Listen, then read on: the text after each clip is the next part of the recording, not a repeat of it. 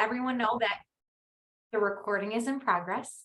So some brief announcements before I hand it over to Heidi and Lynn. First, thank you guys for being here for AFP. We do have a couple of events coming up. We have our coffee and conversations, which will be November 2nd, which is hosted by me. A few of you on the call have been on those meetings, so I encourage you to check it out. It's an informal way to chat with fundraisers and other people in your field. We also will be having an ethics luncheon on November 9th. In October is Ethic Awareness Month, so it's a great refresher. And then we have our National Philanthropy Day luncheon on November 15th, and tickets are still available for that. So feel free to check out any of those AFP events. I am so excited to have Lynn and Heidi with us. They are a dream team. I'm going to do a brief introduction for both of them and then kind of hand over the reins to them. So Lynn is the Chief Development Officer at the Food Bank of Central New York, leading fundraising efforts, events, volunteers, grants, communications, and media relations. Lynn is very busy. She has been with the agency for 11 years. Lynn was on the board of the local chapter of the Association of Fundraising Professionals from 2011 to 2018, ultimately serving as the board president in 2017 and 2018. In 2015, she was recognized with a 40 Under 40 award. She was a member of Leadership Greater Syracuse's class of 2016 and received their Alumni Achievement Award in 2018. Lynn was named Outstanding Fundraising Professional in 2021 by the Association of Fundraising Professionals Central New York chapter, and she currently serves on the Leadership Council for the Women's Fund. Prior to the food bank, she worked at the Salvation Army, Syracuse Area Services, the Independent Health Foundation, and the Buffalo Sabres. She graduated from the University at Buffalo with a BS in sports management. I didn't know that. She resides in Westville with her husband and 8-year-old son, Ryan. And then we have Heidi. Heidi is the development manager at Food Bank of Central New York and has been with the organization for 6 years. Direct mail, data reporting, and special events are her focus areas. Shortly after joining the food bank, she completed the Dale Carnegie's Leadership Skills for Success, where she received the highest award for achievement. Heidi is a graduate of SUNY Cortland with a BA in Communication Studies, minoring in studio art. In her spare time, she enjoys spending time with family, DIYing, and pet sitting. So that's a little bit about our hosts, and now I'm going to pass it over to them. We encourage you guys to ask questions, so just pop them in the chat if you guys have any questions. Thank you. And I'm also going to call you guys all out that haven't turned your lights on or haven't turned your cameras on. Turn your cameras on. I don't care if you're eating your lunch. I want to see you eating your lunch. We'd love to see your faces if possible. And so welcome. Hi. Thanks for coming to hear us today. We have a presentation, but we'll answer any questions as we go along, unless we get short on time, because I'm long-winded. You're not. No, that's why we make a good team. So monthly giving. We all want the monthly givers. Does everybody? All right. So show of hands for the people that have actually turned their cameras on. Does everyone have a monthly giving program already at their organization? Okay. Perfect. And does everyone love their monthly givers? Yes. I'm like, Carol, you don't love your monthly givers? Come on. The givers love. I thought you said you love your monthly giving program. You changed the word I was expecting. So yes, givers, yes, program, no. Okay, perfect. So before we even get to monthly givers, some of you, because I hit the button by mistake, already saw my my first slide, which is like, now it won't go there.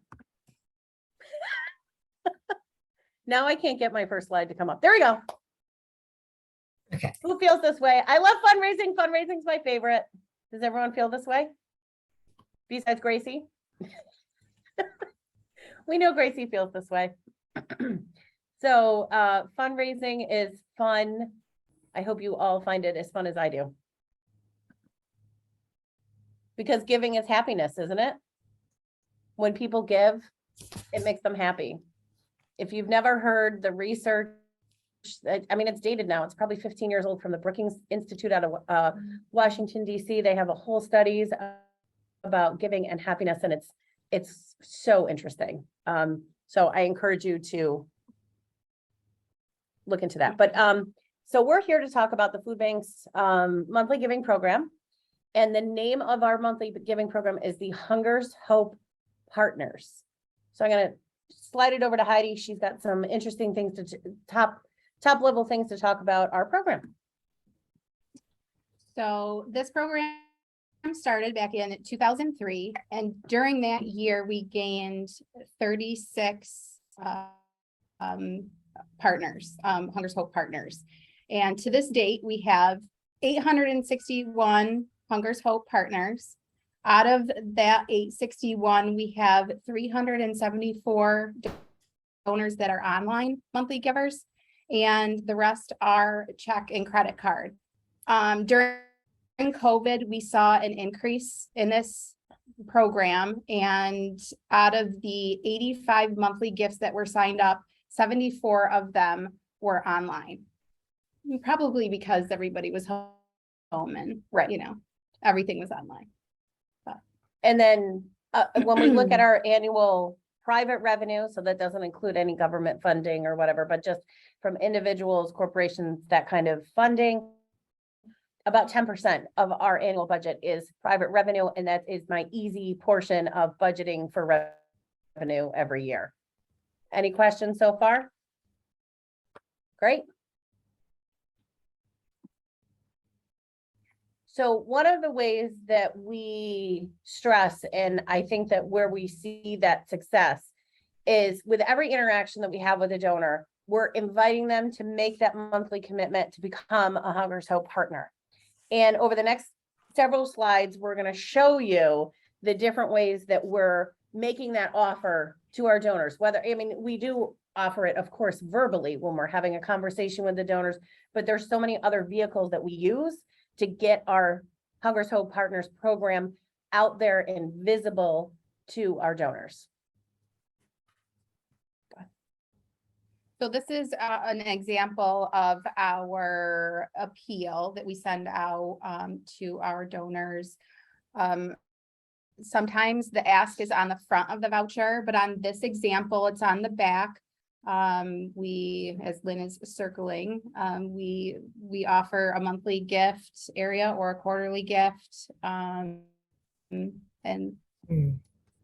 For this type, this is a bulk mailing through our national direct mail firm that we work with at the food bank. For this type of mailing, the conversion rate is a little bit less than what you would maybe want to see, but we do have some donors commit through this mailing. But again, it's with every interaction that we're offering it.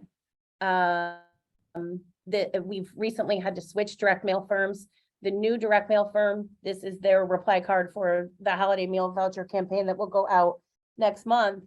They tend to put it on the back. Our last direct mail firm, it was on the front underneath where it would say, please charge my credit card. There'd be a third line reading, I would like to commit to a monthly gift of. It was small. It's not intrusive for this particular campaign. Another vehicle that we use is our newsletter. So we have a newsletter that goes out, a paper newsletter, that goes out twice a year called Hunger and Hope. And we have not consistently in every single newsletter, but we have in the past done a feature. So I am a graduate of Bishop Bloodon High School. And when I came to the food bank, one of our monthly donors, who's been a monthly donor forever, taught me at school when I was in high school. So I called up Father Dan and I said, hey, Father Dan, thanks so much for being, can we highlight you? Can we highlight that commitment that we're making? So this was the article that we wrote about Father Dan with his picture, so that we could show that people are making that monthly commitment to us, and that it's just regular people. The priest at my school, the priest at a church are there, individuals making that monthly commitment. And I can say that Father Dan is one of those people that sends us a check every month, still to this day, even though he's, I don't know, close to 80 now, I think. So this was Hunger and Hope printed newsletter, and then of course in e-newsletters as well. We'll talk about the next one. And this is a screenshot of our donation page. We encourage our donors to donate online, and when they do, they can see that there's an option to make a recurring gift. This gives them complete control. They have a login, and if there's any changes on their credit cards, they can always go in and log into their account, and it's very user friendly. We've seen an increase on the online recurring gifts, and we anticipate seeing more throughout the years. And for the recurring gift, when you Mhm. actually click on the recurring gift, you can select the different gift durations. So you can pick monthly, you can pick quarterly, and you can pick annually. We actually may get rid of that annual feature. And that appears, we use Razor's Edge NXT. I don't know if there's other Razor's Edge NXT and Luminate Online. So this is through Luminate Online. And no matter what donation page, so whether it's a landing page for a retargeting ad, if it's a virtual food drive, every single page has the offer of making a recurring gift to the food bank. And I see that we have a question. Does your process, and it went away, sorry. Each month or do you need to go in and measure? So for this particular, for the online gifts, so it is processed every month. They take care of everything for that. There is, of course, the regular fees that they're charged for that, but we have to do nothing except for bring those gifts over into our database once they've been processed. But like the actual, there's a system where they're gonna, the automatic, if the credit cards were expiring, if we set up letters that are emails that will get sent. So if a gift is canceled, it actually happened. I'm a monthly donor to the food bank, and I had whatever fraud or whatever on the credit cards. You know what happens you got to get a new credit card every couple months. And I forgot to go in and update my credit card information. So there were automated messages that were sent to me after they tried to process the card, and it didn't happen. So all of that is an automated feature within this Luminate Online system. Did that answer your question? Okay, perfect. Anything else for so far? Okay. So I don't know if anybody has, do you guys employ new donor packets when you're sending out, when you acquire a new donor? Luminate Online. It's a Blackbaud product. So new donor packets for every single new donor that comes into Food Bank of Central New York, they're getting a new donor packet. So if they're sending a check into us, so it comes by mail, we're actually mailing out a packet to them. And that mailing includes a gift or a gift envelope for a second gift. It includes our most recent newsletter, our most recent infographic with stats about the food bank. And then thank you for sharing. And then the final item is a Hunger Hope partner card, inviting that new donor to become, and I'm going to flip to that, to become a monthly giver.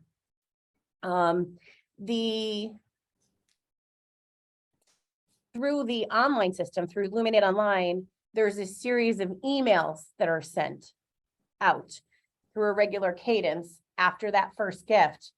One of those emails contains information inviting them to consider becoming a monthly donor if they haven't already done so with that initial gift. And I saw that there was another question before we talk about our card. What consider, yes. Really, we're looking at new donors of any size. If the new gift comes in and it's less than $20, we will not send them a new donor packet. We're just going to send them the regular thank you through mail.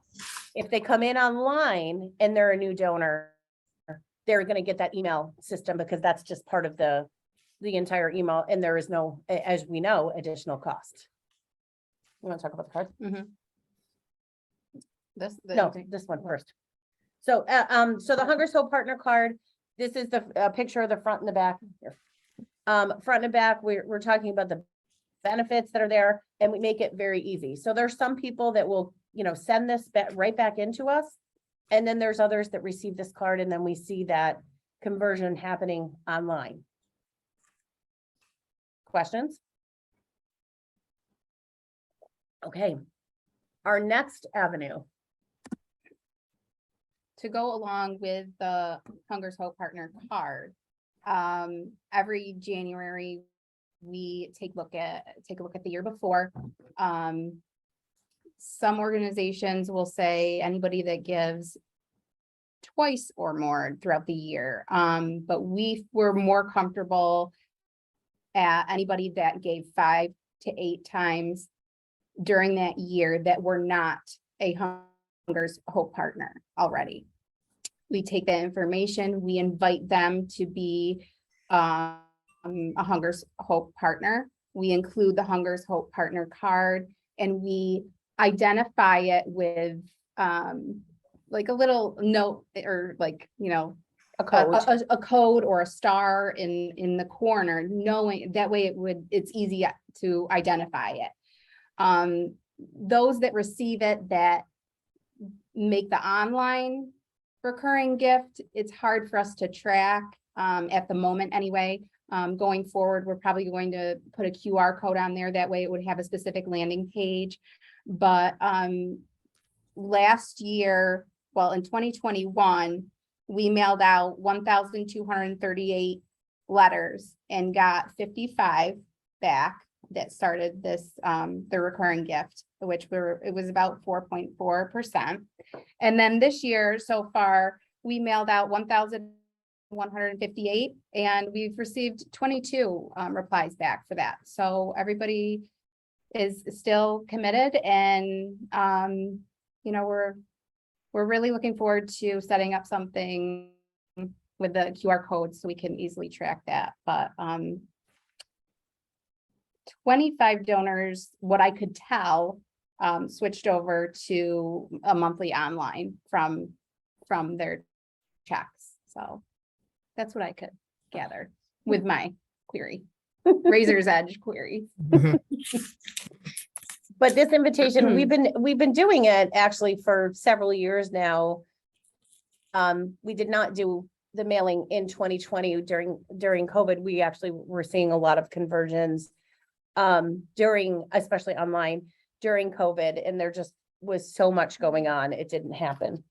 But it is something that we're going to continue to do. We do that in January. And we have seen that lift and gift for somebody that's going from 5 months out of the year up to 12.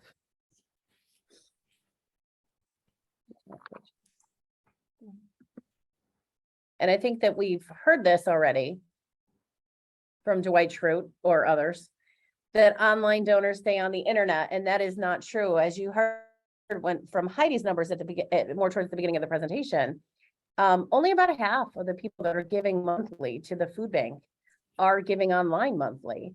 We have credit cards in our system, a recurring batch, for those of you that are in Razor's Edge NXT, a recurring batch that we run once a month, and we tell the donor, we're going to run it on the 15th. And if the 15th falls on a weekend, we're going to run it on the Friday before, or the Monday after. And there's hundreds of people still in that file. And we still have hundreds of people that we have to send out checks to, or not checks. Yeah, that we're sending them checks. No, they're sending us checks that we have to send remit envelopes to on a yearly basis. And we'll send them a package of 12 envelopes at a time for them to send in their monthly gift to us. And there's still a couple hundred people that do that. Can I clarify something you said? Yes. So you said only half are being processed by you, credit card, not the half are being processed by you. So are the other half people, they're going in every month and making their gift? So the Luminate online system, they can go in and make that recurrence, and then Luminate online will charge them each month. So that's about half.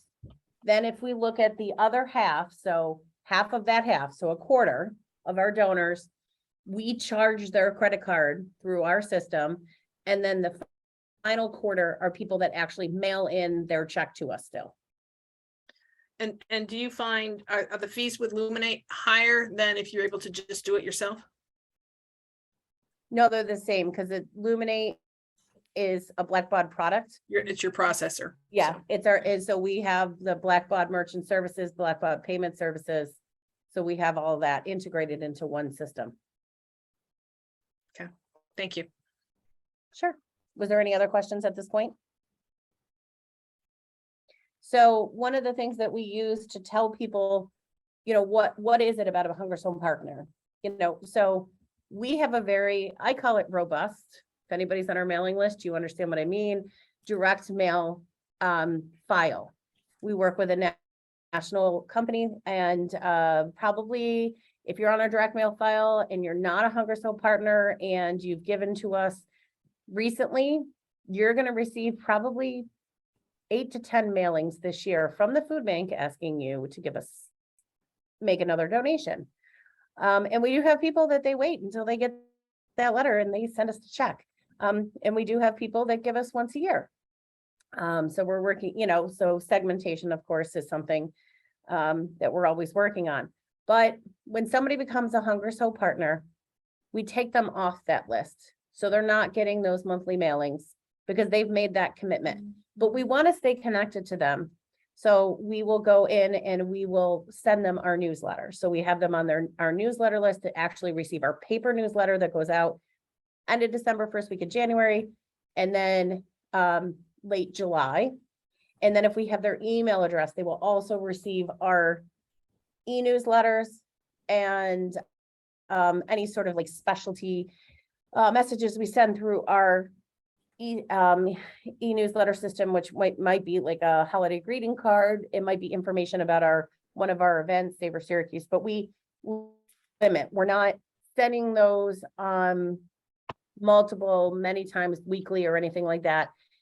We're not even doing monthly at this point with our donors so as to not overwhelm them. We change their tax receipts, and we find this with a lot of our Hunger Zone partners that they want this to happen, to only receive one thank you, one tax receipt in January. We send them a thank you for the previous year before. It's their year-end giving statement for that previous year, and we mail that out by January. If we can get it out earlier than the 30th, we do. Sometimes it depends on what's going on here at the food bank. But that is very appreciated by our Hunger Zone partners. And we do have some other people that ask us to do that, and we will do that for them. But that is one of the benefits of being a Hunger Zone partner, is that we automatically do that for you. If somebody tells us that they want to send us checks, and we still do. I mean, occasionally, when was the last time you had somebody want checks? Do you know? I haven't done donations in a while. But so like I said, we have our remit envelopes, and we'll just send them a package of 12 checks, and they'll get that with a letter welcoming them to be a Hunger Zone partner. You want to take that one? What? You're saying, you mean checks? If they want to send checks to us. Oh, yeah, envelopes. Yeah, the envelopes. We don't Oh my send them- God. We don't send them the check. I was like, don't. Clearly I need more coffee or something. Sorry. So the online givers will receive their a welcome message, and they still do get their monthly receipts, because when these check people only get their year-end statement, you know, another reason why they switch over is because they want their dollars to not be spent on postage and stuff like that. So, you know, the emails don't cost anything, and so they still will receive these messages. And then the handwritten notes are Lynn's thing. This is my thing. So, you know, I was thinking about it going, you know, we're not having those touch points with our Hunger Zone partners as often as maybe we should. We don't have that connection between them. So I was thinking about it. We have little custom note cards that we can send out here from the food bank. And I said, well, I need to be sending these on a regular basis, and we'll not really tell what that regular basis is, because sometimes it's not as often as I want. But I try to, on a weekly basis, just get a couple of our Hunger So partner and send them a nice little note. They all get the same note, but they don't know that.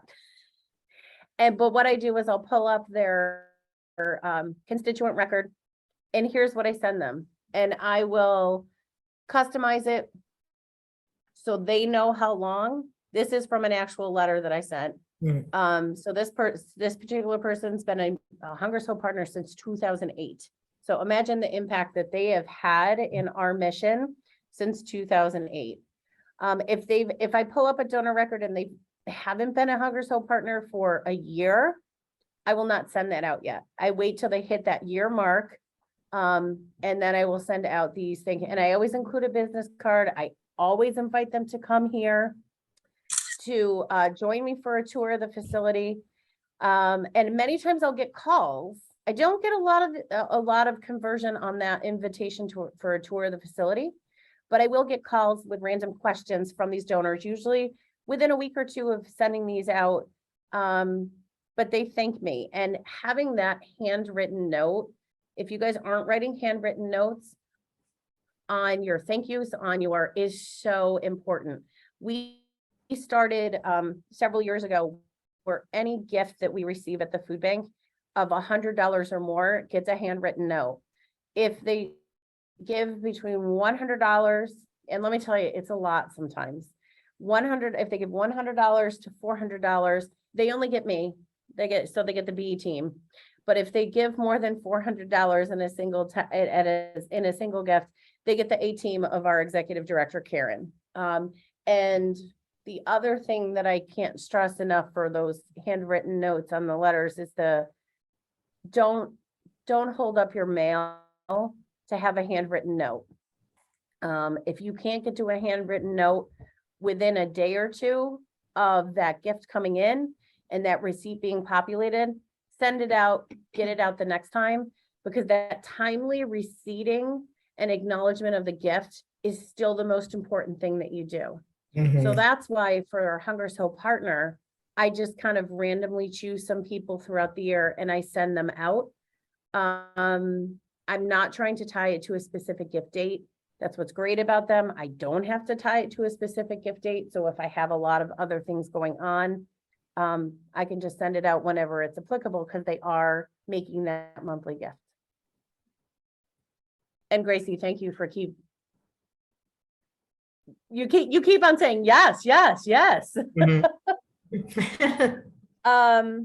So finally, before we have any, oh my God, we've only been talking for 28 minutes. I thought we were going to talk longer, but some trends that we're seeing.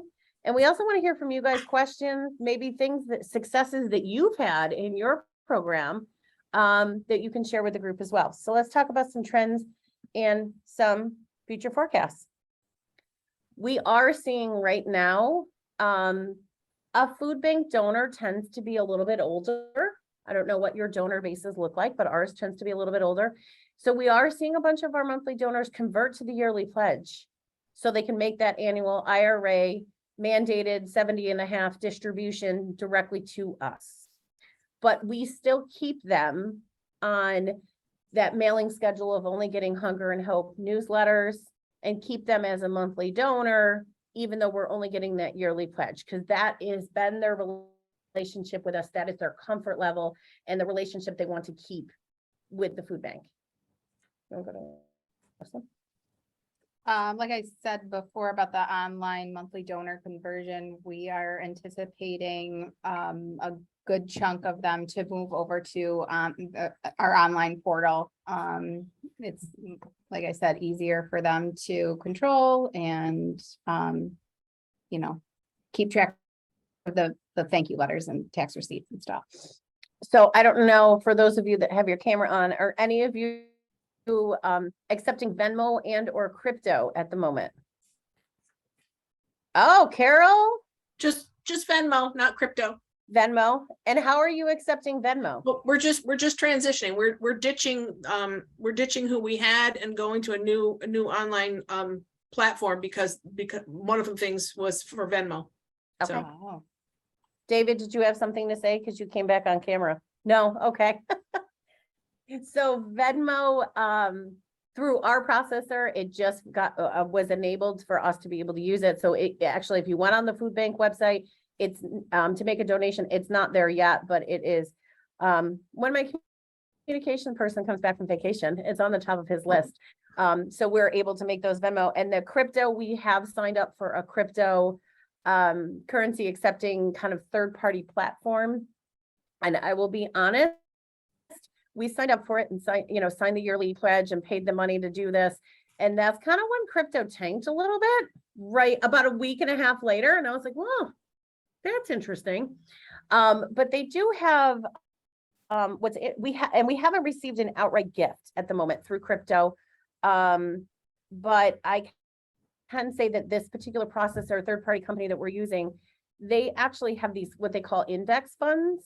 So you fall within an index fund and somebody can make a gift directly with their crypto to, say, Food Bank of Central New York, or they can make a gift to the index fund, and then we get a portion of the funds from the index fund. And we have seen a little bit, we have not recouped our money yet, but I'm hoping maybe a large crypto gift during the holiday season will come in.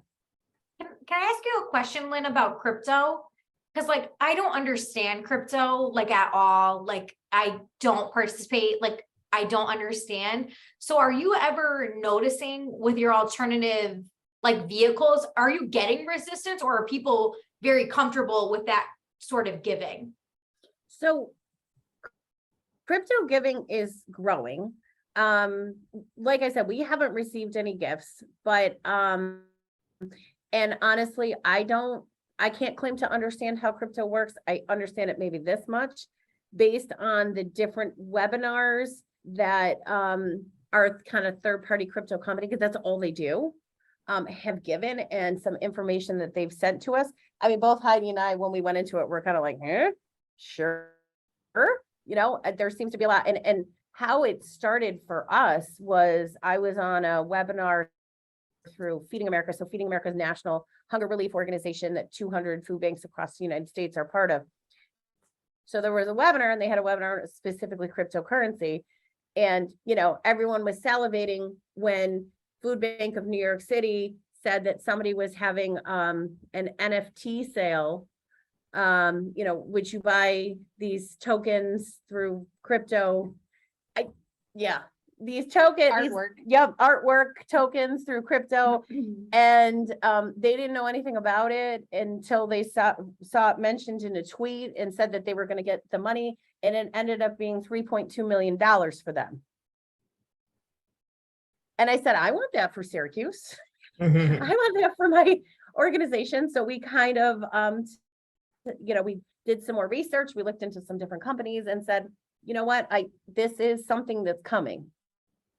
Maybe we're a little bit ahead of the game for upstate New York, but there are people in this community that deal with a lot of crypto. So we want to be one of the organizations that accepts, because not every organization can or has the ability to accept.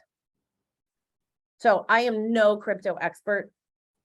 I literally go, oh, you want to, if somebody said to me, I want to give you crypto, I'd be like, yep, go to this website. There you go. Give me your Bitcoins and your whatever other coins. Yeah.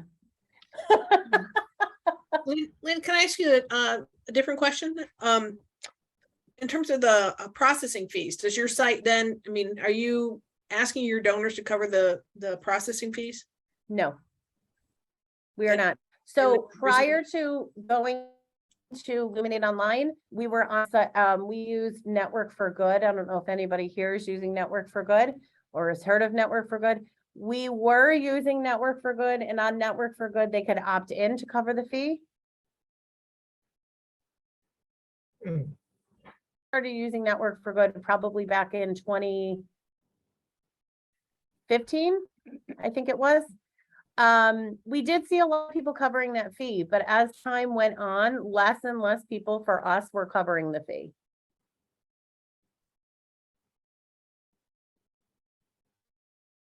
You want to talk about the second one? And can I ask another question? Since you have a monthly receipt that you're giving to people, is, for lack of a better word, is the receipt somewhat boring? Like it's just like a statement of here's your gift on this date kind of thing. There's nothing, there's no special message or wonderful photo or anything like that? There's a photo. So on the e-receipt that goes out, there is a photo. There's a short message. We're not changing it on a monthly basis.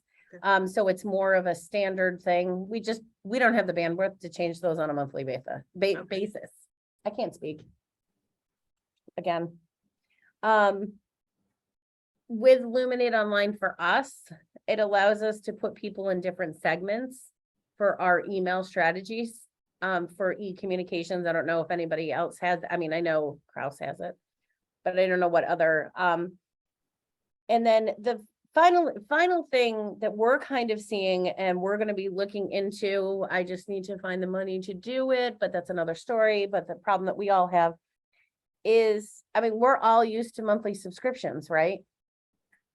Monthly giving is a monthly subscription. So let's market it that way.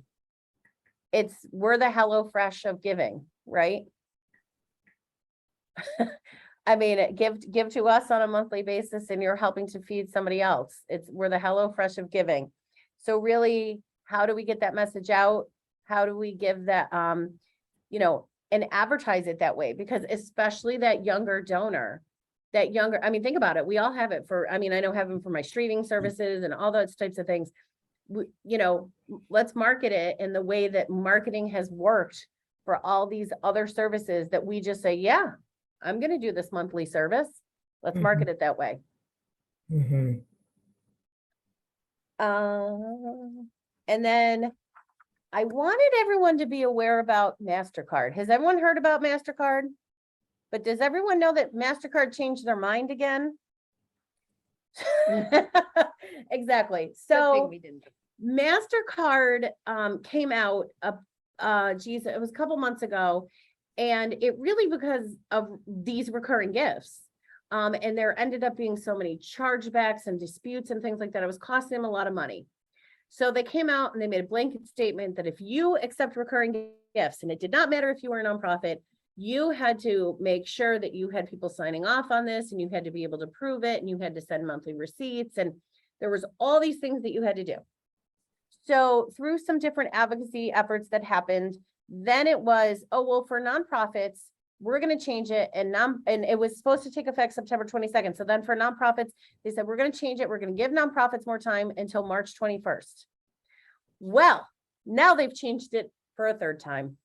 And they're just saying that these things that they've asked people to ask vendors that accept MasterCard to implement are best practices. And unless you, as you can see in the second paragraph here, have a high excessive chargeback merchant or excessive fraud merchant charges against you through MasterCard, you do not have to actually do anything. But if you fall into one of these categories for 4 months, they're going to make your life very difficult if you're taking MasterCard as a monthly gift.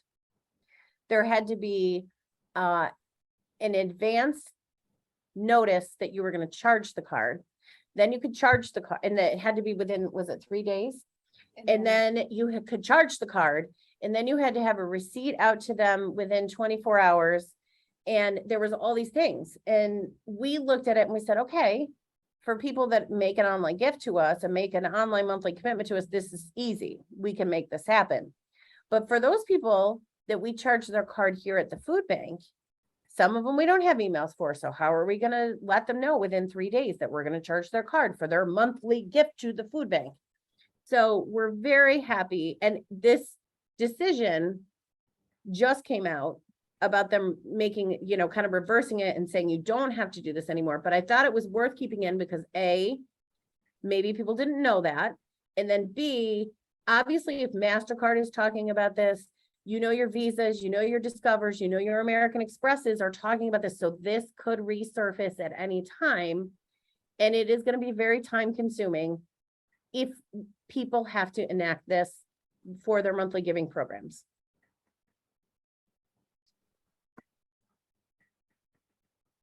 What do you guys got? I hope it's been helpful, but we'll take any questions that you may have. Hit it. I have a question. It's Renee McCaffrey. I'm sorry. Can you hear me? Yes. Oh, okay. My camera's not working. I've tried to get on the whole time. Sorry about that. But I was just wondering if you find that the reoccurring gifts take away from people still doing a significant year-end gift or sponsorship. We don't want to take one thing away from the other. We want people to hopefully do both. And we just launched our program this year, so we really have no experience yet to see what's going to happen with these trends. What has been your experience? I see these donors taking the remit envelope that comes in their newsletters that Lynn was talking about. Mm-hmm. And they make those year-end gifts with those. So that's why it's important to put them on those mailing lists. I don't think they cannibalize each other. No, You know, our monthly donors are typically individuals. A lot of our, you know, you had mentioned sponsorships. A lot of our sponsors are corporate sponsors for our events. Yeah. But by still offering an additional giving vehicle to them, we do see those gifts come in. But they don't want to they just don't want to be asked every month. But because it's only twice a year, in addition to the gift they're already giving, we do see a lot of gifts coming, additional gifts coming in from those monthly donors. So you're actually sending, so that you have an appeal twice a year. You're actually sending those monthly donors that appeal in addition. Right, it's our newsletter with a gift envelope in the newsletter. It's not a direct mail appeal where I'm saying, here's your giving history and here's your ask array based on your previous giving history, and here's your letter that's tied to a specific program. It's our newsletter with a gift envelope in it. It's not, it's that type of appeal, not direct mail appeal. So is that gift envelope in the newsletter just as like a sort of a soft suggestion, or is there something specifically addressed in the newsletter? No, it's a soft suggestion. Within the newsletter, we might be talking about different ideas for giving, such as events, of course, but we might be talking about Hunger So Partners in there. We might be talking about how to make an honor or memorial gift, and that as a giving vehicle. We may be talking about leaving a legacy in the newsletter, and sometimes it's just the information about the food bank in the newsletter. And I can show you the gift envelope because I probably have one in the closet right over here in the room we're in. And then newsletter goes out twice a year. In January and in August. So this envelope is kind of our average remit envelope, which is to the food bank. And actually the one that I grabbed is actually a monthly giving envelope. And this is how we track them. So this is what the back looks like, but we have volunteers come in and put these little labels on them. So we know it came from a monthly donor. And then of course there's the entire inside. Yeah. And then a place for them to make honor memorial gifts, to tell us that their employer is going to match the gift, that they're interested in planned giving, they're interested in volunteerism, all those types of things. But that's kind of our standard envelope that we use for multiple different things. This is the envelope that goes in Hunger and Hope newsletter as well. I have a question and a comment, Lynn. So my comment, I really appreciate that you guys actually mail 12 remits to people, because I often feel like some of those donors get forgotten if they're like not mainstream. So I really appreciate that you guys take that extra step, because I feel like often it's like we go with the majority, and I think you lose out on some of those gifts. So I think that's awesome. And I'm so glad to hear that you guys do that, because it encourages me to like fight for like the 3 people who still need me to mail them things. So before you go into your question, the other thing that we do is if a donor calls us, you know, say in March and says, I need more, because they'll call us and they'll say, I need more remit or I need more gift envelopes, can you send them to me? So we'll put together the package, we'll send them out. And within Razor's Edge, we put an action on their record for the following year in March or February to send them out a new packet of 12 envelopes. So that we're consistently have that customer service and sending it out so that they don't lapse and we continue to get that gift. I love that. I think that's just the overall like concierge, like customer service. My other question, and this is kind of related to some of the other questions. I appreciate that you call your mailing robust, because sometimes I feel like we get a little nervous about how much we mail. Do you ever feel like you want to cull it? Do you get people who say, don't waste the postage, or does All the that ever time. come up for you? All the time. We get people all the time that are calling us. Hey, you know what? How do you talk about it? You talk to them more than I do. Yeah, so they'll call in and they'll say, you know, I don't want the thank you letters. I don't want all the invites and all that stuff. So we just go into each record and that ask for these requests, and we ask them what mailings they would prefer. If they don't want any, we mark them as no mail. Some do want the newsletters, and some only want to give in around the holidays. We have specific categories that we can put them in. Hope that answers. Yeah, I it don't does. know. Yeah. And then the other thing that we're looking into, this new direct mail firm that we are working with, they actually just presented to Heidi and I earlier this week. You know, where a lot of direct mail firms, what they base future mailings on is gift frequency, you know, the last gift amount, and how often that gift was given, and they don't look at anything else. So they have a system that the only reason I'm considering it is because it's coming in at no additional cost to me, where they actually look at 112 different factors of that donor. And they give that donor a giving score, and only certain giving scores then get future direct mail appeals. They've told us that so far they have decreased overall mail going out for those people that have opted in for the system by 28%. And they've seen, was it a 40% increase on return on investment? So it's something that we're looking to consider. It's not as easy as just turning on a switch. There's some systems and processes that need to be put in place. So it's something that we are looking into, so that in the long run, we can save the food bank money, because our mailing costs will go down, but potentially still get mailing to those people that are going to give, more likely to give, the propensity to give for that particular mailing.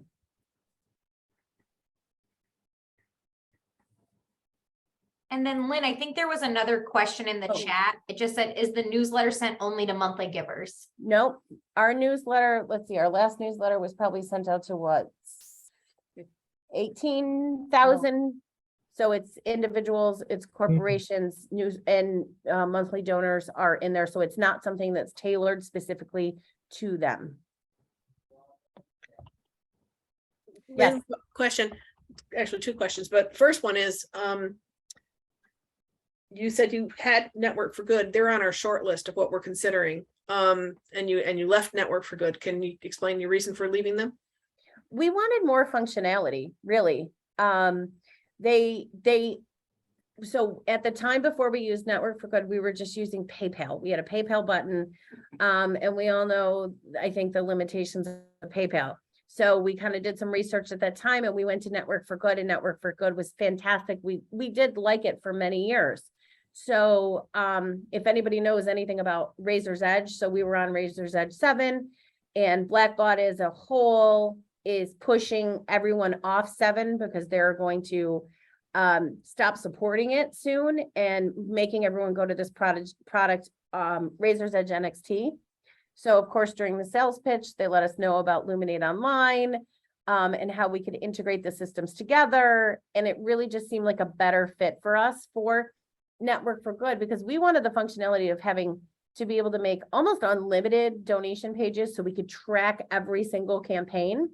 And Network for Good, we were only paying for 2 pages. So we couldn't use that functionality and we asked them in the past too, if we could put, tracking data on those websites too, and we can't.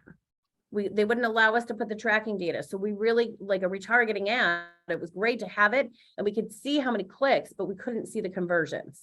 We're gonna be able to see the clicks and conversions. So we're looking at that kind of data. If you don't need that kind of data, I mean, Network for Good was great. I mean, We we still have some it. people using the recurring donations, when their credit card expires or if there's an issue with the card and it falls off, they'll contact us and we'll advise them to go to our new page. But I enjoy it. I mean, Yeah. it's not bad. No, it's not bad at all. And if we stopped actually paying for Network for Good at this point, they'll cancel all of our recurring gifts that are still processed through them. So we still are paying for Network for Good in addition to Luminate Online. So that, because there's still a significant amount of donors. I mean, we get people every single day still with that recurring gift that's coming through Network for Good. Okay, all right. Because we're using a Blackbaud product called eTapestry. I've heard of eTapestry. I've Yes. never used it before. Yeah, and it's, it was a company that Blackbaud bought because I think they were competing for the sort of small good at that. package, their introductory package before you jump into Razor's Edge. And we're just not big enough or wealthy enough to do Razor's Edge, but Network for Good, I think, is probably more, is definitely more in our budget. We liked it. It's very user friendly. We liked it. And I mean, honestly, we had a meeting in January of 2020 with the Blackbaud people. And they did their whole marketing presentation and then they sent me numbers and I said, that's fantastic.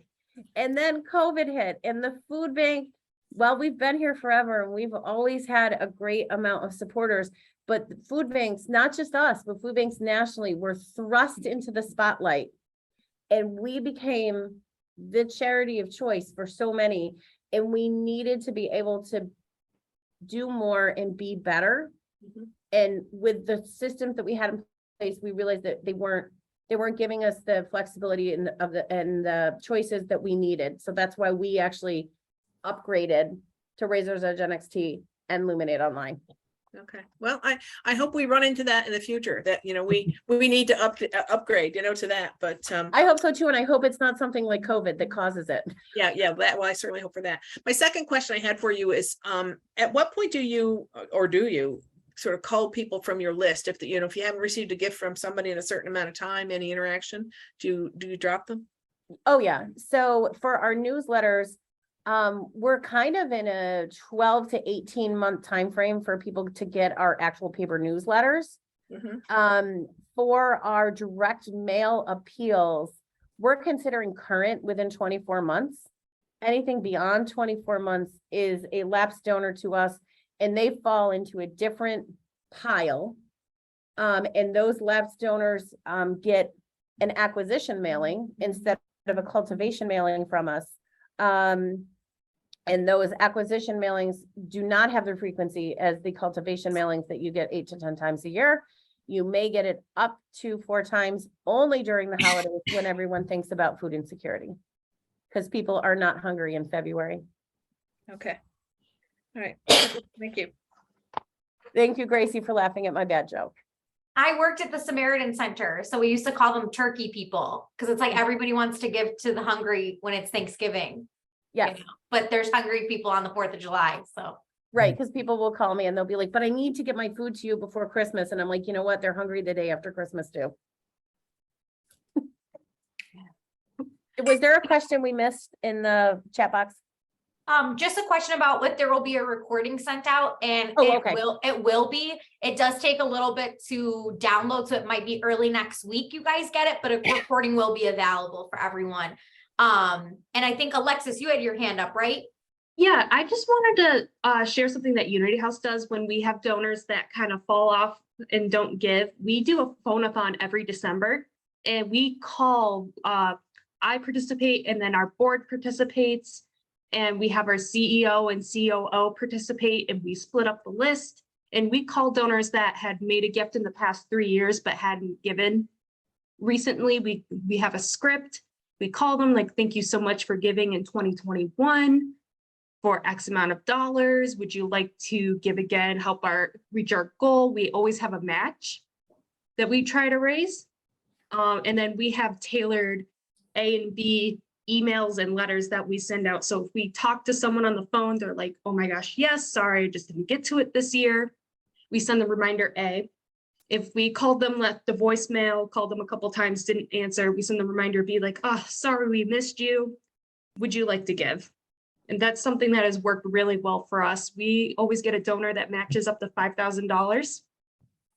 So I think last year we raised 8,000 with that match at our end of year. And I just wanted to throw that out there. That's great. Wow. And then for larger organizations that maybe have a lapsed list that is bigger than can be handled by staff and board, there are companies like a Gateway Communications or whatever that will actually do this type of work for you. I know that I've never employed that system, but they call me all the time to try to get me to employ that system, but I've never, so I cannot speak to the efficacy of using a third party, but I know there's other food banks and other organizations in this community that have used it. We just have not. I just had another quick question. I wrote down that right now you have 831 recurring members. Is that right? 861. 861. When you first started, and I think you said this at the beginning, how many did you start with that first year you did it? 36 or so. When you're okay. Mhm. And So you really do have to just build and know that sometimes it's not a quick, Not quick. not, And I mean, honestly, if we think about prior to the entire COVID pandemic happening, I mean, probably since the beginning of COVID. So we're probably since, and tell me if you think this is wrong, but probably since March, whatever it was, 12th of 2020, Mhm. our Hunger Soul partner base doubled. Mm, I would agree with that. okay. And Lynn, how many in your staff? Just you two, or are there others? No, so in my entire department, there's what, 7 of us? So we have myself, Chief Development Officer, Heidi is Development Manager. We have our grants manager, and I'm frozen on my screen. You guys are all frozen. Grants, we have a grants manager, we have a communication coordinator, we have volunteer coordinator, we have a development associate. So her job is half events and half donor input, database work. And then I have a part-time database person. Wow. Okay. And we did not have all of those people in place when COVID hit. So, we sent our people to work at home, except for Heidi and I. Dream team. Dream team in the office every day during COVID when we did see that large influx of donors. But I mean, I was coming into, because my husband was staying home with my young child at the time. I came into the office every day at 7 o'clock in the morning, and I would leave every day at 5:30 at night and bring a pile of work home with me. And Heidi worked just as hard to try to manage that and everything else that was with it. So we've been able to grow the department since COVID because of the level. We did have a large influx. Has everybody converted to an annual gift or, multi-gifts in a year? No, there was a huge drop off, but we have retained many of those donors as well. So just to manage that, we needed the additional people. Well, that's a credit to your stewardship. So that's great. So I just want to pause for a moment. We're 1 minute left of our regulated time. First and foremost, I want to thank our gracious, intelligent, intentional, kind host, Lynn and Heidi. So thank you both for sharing your expertise, your time, your attention. We deeply appreciate it. And thank you all for attending. As I mentioned, we will be sending a recording out. Heidi and Lynn did graciously offer to stay past the 1 o'clock call time if there are any additional questions. But I just wanted to pause. I know how busy it can get for everyone. So if you have to leave, please leave, but we'll stay on for a couple more minutes just in case there's any lingering questions. And we appreciate your time today. And I just wanted to make the offer too, if you have additional questions or you want to connect with either one of us after the meeting, please reach out. We're happy to connect with you. Well, and that was my quick question. I do have to run. If Gracie, when you send that out, could we get Lynn and Heidi's contact info? Okay. Yep. I was waiting for them to say yes, of course. Okay, great. Thank you. I have to scoot. All right. Thank Thanks, you. everybody. Thanks so much. Thank you. I hope Welcome. it was helpful, and please reach out if you have questions. Great. Very helpful. Thank you.